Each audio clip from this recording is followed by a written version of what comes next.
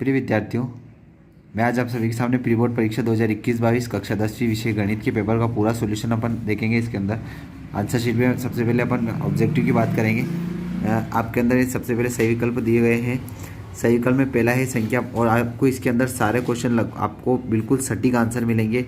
कई आंसर आप लोगों को इधर उधर ढूंढने की प्रॉब्लम रहती है, तो वो ऐसी नहीं, आपको बिल्कुल सही आंसर यहाँ पर मिलेंगे। यहाँ वीडियो को लास्ट तक देखना है। पहला क्वेश्चन है संख्या 5 और 10 का HCF निकालना है, तो इसका सही आंसर क्या रहेगा? 5 होगा।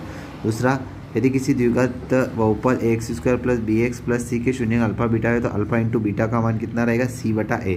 बिल्कुल सही है, आपको लोगों को आंसर इसके अंदर मिलेंगे। रेखीय समीकरण ये कि अनंत अनेक हल होने के लिए कौन सी शर्त है? तो अनंत अनेक हल होने के लिए तीनों बराबर होना ज़रूरी रहता है।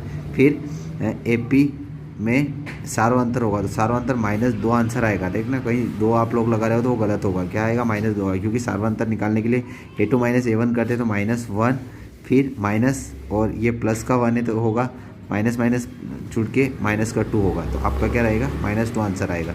फिर एक त्रिभुज के किसी एक भुजा का वर्ग अन्य दो भुजाओं के वर्गों के योग के बराबर हो तो पहली भुजा का सम्मुख कोण, ठीक है, इस तरह के समकोण त्रिभुज बनेगा। तो पहली जो भुजा है इसका सामने वाला कोण कितना होगा?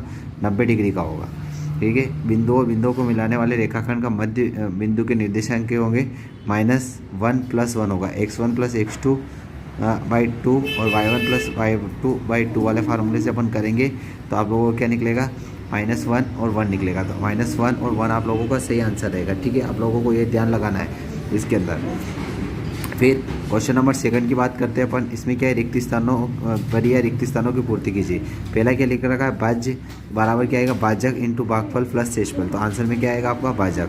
दूसरा, का 3 के किसी बहुपद के अधिकतम 3 शून्यक होते। कितने शून्यक होते हैं इसके अंदर? 3 शून्यक होते। ये बात आप लोगों को याद रखनी है, सही से इसका आंसर आप लोगों को लिखना है। तीसरा है किसी द्विघात समीकरण के मूल यदि वास्तविक और समान है तो विविध कर का मान b² - 4ac बराबर 0 होगा, या फिर केवल 0 भी आप लोग लिखो तो वो भी सही है। केवल अपन आंसर क्या लिखेंगे? 0 होगा, 0 होगा तो वो भी केवल 0 भी आप लोगों का सही है। एक तरीके से आंसर आपका 0 ही है। बाकी ये विविध कर के लिख रखा है b² - c बराबर अगर 0 होता है तो विविध कर का मान वास्तविक तथा मूल समान होते हैं, तो केवल 0 भी लिखोगे तो सही है, और ऐसा लिखोगे तो भी ठीक है। उसके बाद समांतर श्रेणी a + 2d a + 2d a + 3d का 10वां पद क्या होगा? a + 9d होगा। 9d लिख रहा होगा, a + 9d होगा। फिर अगला, वे सभी आकृतियाँ जिनके आकार समान होते हैं परंतु इनके माप समान होना आवश्यक नहीं, क्या है? समरूप आकृतियाँ कहलाती है। तो आंसर में क्या लिखेंगे अपन? समरूप। क्या लिख रखा है यहाँ पर? समरूप आकृतियाँ होगी। फिर ये बिंदु कौन से अक्ष पर है? तो y अक्ष पर स्थित है, ठीक है। y अक्ष पे x0 होता है और y का कुछ न कुछ मान होता है, ठीक है। तो y अक्ष पर स्थित है। फिलहाल वृत्त की एक छेदक रेखा वृत्त को 2 बिंदुओं पर प्रतिष्ठित करती है। जैसे वृत्त है, इसकी कोई छेदक रेखा, छेदा मतलब इसको छेदी काटती, तो वृत्त को इन 2 बिंदुओं पर स्पर्श करती है। ऐसे कोई भी रेखा जाएगी तो वृत्त को 2 बिंदुओं पर स्पर्श करेगी। अगला, सही जोड़ी के अंदर देखो, sec² - 1 का क्या मान होता है? अपने पास एक फार्मूला होता है 1 + tan² थीटा बराबर sec² थीटा, तो क्या रहेगा इसका मान? tan² theta. दूसरा, cot थीटा बराबर अपन क्या लिखेंगे? 1/tan थीटा फार्मूला होता है। फिर 1 - sin² थीटा इक्वल क्या बनेगा? cos² theta. ये क्यों बन रहा है? क्योंकि अपने पास एक और सर्वसमीका होती है, क्या होती है? sin² theta plus cos² theta बराबर 1 होता है, ठीक है। इससे ये प्लस का इधर आके माइनस का हो जाएगा और इस टाइप से बनेगा। फिर कोट 30 डिग्री का मान कितना होता है? √3। फिर cos 90 - थीटा, cos 90 - थीटा क्या लिखेंगे अपन? sin थीटा होता है। 5वें का आंसर है, और 6ठे का बचा हुआ ये आंसर हो जाएगा। इस तरीके से आप लोग सही जोड़ी के पूरे नंबर भी डाल सकते हो, ठीक है। जो मैंने बताया आप लोगों को, इसका फर्स्ट, सेकंड का, थर्ड का, ये रहेगा 4th, 5 और 6 का लास्ट का बचा हुआ ये आंसर रहेगा, ठीक है। इस टाइप से अपन आगे बढ़ते हैं। क्वेश्चन नंबर 3 के बाद क्वेश्चन 4 की तरह क्वेश्चन नंबर 4 की तरफ बढ़ेंगे। तो दिए गए बहुपद में y = px का ग्राफ क्या होगा? तो ये जो 2 बिंदु जा रहे हैं ना, y = x मतलब जो x अक्ष पर कितनी बार टच हो रहा है, तो x अक्ष पर कितनी 2 बार टच हो रहा है, तो शून्य क्या आएंगे? 2 आएंगे। ये आपकी 2.1 जो पूरी है ना, उसके अंदर ऐसे ही ग्राफ है आप लोगों को, तो आपको गिनना है x अक्ष पर जितनी बार टच होता है ना, तो वो उसकी क्या होते हैं? शून्य होते हैं। कोई सा भी क्वेश्चन आए तो आप लोग कर सकते हो, बहुत ईजी क्वेश्चन है, ठीक है। अब दो चरों वाले रेखीय समीकरण का मानक रूप क्या होता है, ax plus by plus c बराबर 0 ये होता है, ठीक है।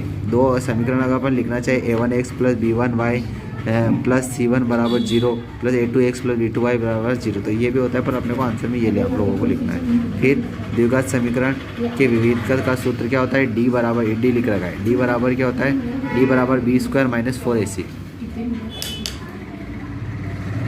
d बराबर b स्क्वायर माइनस 4ac होता है, ठीक है। वृत्त का क्षेत्रफल का सूत्र क्या होता है, पाई आर स्क्वायर। शंकु के आयतन का सूत्र देखेंगे तो क्या होता है, 1/3 पाई आर स्क्वायर एच, 1/3 लिखा हुआ है, 1/3 पाई आर स्क्वायर एच होता है। उसके बाद ये लिखा रहेगा इसका समांतर माध्य क्या होगा, तो समांतर माध्य क्या आ रहा है, 4 आ रहा है। आपको समांतर माध्य कैसे निकालना है, इन सबको जोड़ना है, कितनी संख्या हो रही है, 1 2 3 4 5, तो 5 का भाग देना है, ठीक है। 5 5 10 14 14 और 6 करेंगे 20 आ रहे हैं आप लोगों के, 5 का भाग लगाएंगे अपन तो आंसर कितना आएगा, 4 आएगा। इस टाइप से आप लोगों को पूरा करना है। फिर किसी निश्चित घटना की प्रायिकता का मान क्या होता है, 1 होता है, और अनिश्चित घटना की प्रायिकता का मान 0 होता है। यहाँ पर निश्चित की जगह अगर अनिश्चित आ जाता है तो आंसर क्या आता है, 0 आता है। ये आप लोगों को याद रखना ताकि आगे बोर्ड एग्जाम में भी आपके काम आए। पहले का आंसर आप लोगों का क्या रहेगा, सत्य रहेगा, याद रखना है अपने को। स्पेशल इनके अंदर, इन क्वेश्चन के अंदर इधर उधर आप लोगों को कई मान दिए गए हैं, तो आप लोगों को इस पर विशेष ध्यान लगाना है। और एक क्वेश्चन एक ऐसा है जिसके अंदर आपको स्पेशल बताऊँगा मैं कि क्या रहेगा उसका आंसर, तो ये आप लोगों को ध्यान देना है। जो चैनल पे नए हैं, जिसने सब्सक्राइब नहीं किया है सब्सक्राइब कर सकते हो। अगर आपको इस वीडियो के माध्यम से हेल्प हो रही है तो आप लोग लाइक भी ज़रूर कीजिएगा। और दो धनात्मक पूर्णांक ये भी दिए हुए हैं, अद्वितीय पूर्ण संख्या है, तो इसका आंसर क्या रहेगा, सत्य रहेगा। दूसरे का आंसर वृत्त की परिधि बराबर पाई आर स्क्वायर होती है जहाँ आर त्रिज्या होती है, तो गलत है। वृत्त की परिधि का सूत्र क्या होता है, 2 पाई आर होता है, ठीक है। और ये तो वृत्त का क्षेत्रफल होता है। फिर गोले का संपूर्ण पृष्ठ का क्षेत्रफल ये नहीं होता है, ये वृत्त का क्षेत्रफल का सूत्र होता है जो गोले की त्रिज्या, तो ये दोनों क्या रहेंगे, आपके असत्य रहेंगे, याद रखना। फिर आगे दिखा हुआ है माध्यक बहुलक है, माध्य में संबंध 2 माध्यक बराबर बहुलक इंटू 3 माध्य, तो ये भी आप लोगों का असत्य, याद रखना असत्य है, ठीक है। आप लोगों का इसका सही साइड जो आंसर रहता है ना वो क्या होता है, 3 माध्यक लिख लेना आप लोगों को, है ना। 3 माध्यक आप लोगों के, आपको इसका आंसर चाहिए आपको, तो पार्ट 14 नंबर का जो चैप्टर 14 है, 14 नंबर का पार्ट है, उसके अंदर एक्सरसाइज 14.3 से जस्ट एक पेज पहले आप लोगों को देखना है, रिमार्क करके वहाँ पर स्पेशल लिखा हुआ है। क्या लिखा हुआ है, 3 माध्यक बराबर बहुलक प्लस 2 माध्य, ये आपका सही साठ होता है, ठीक है। 3 माध्यक आएगा बराबर बहुलक प्लस 2 माध्य, यानी कि ये सही होता है। और इन्होंने जो लिख रखा है ना वो 2 माध्यक लिखा हुआ है, तो ये आप लोगों का असत्य होगा, ये बात आप लोगों को स्पेशल याद रखनी है, ठीक है। फिर नेक्स्ट की बात करेंगे तो किसी वृत्त की अनंत स्पर्श रेखाएं हो सकती हैं, तो एक वृत्त पर स्पर्श रेखाएं कितनी, 2 ही खींची जा सकती है। ये वृत्त बनता है तो एक स्पर्श रेखा इधर या एक स्पर्श रेखा इधर खींची जा सकती है जो स्पर्श करती हो, ठीक है। यानी कि वृत्त की अधिकतम 2 स्पर्श रेखा होती है, अनंत नहीं होती, ये भी असत्य होगा।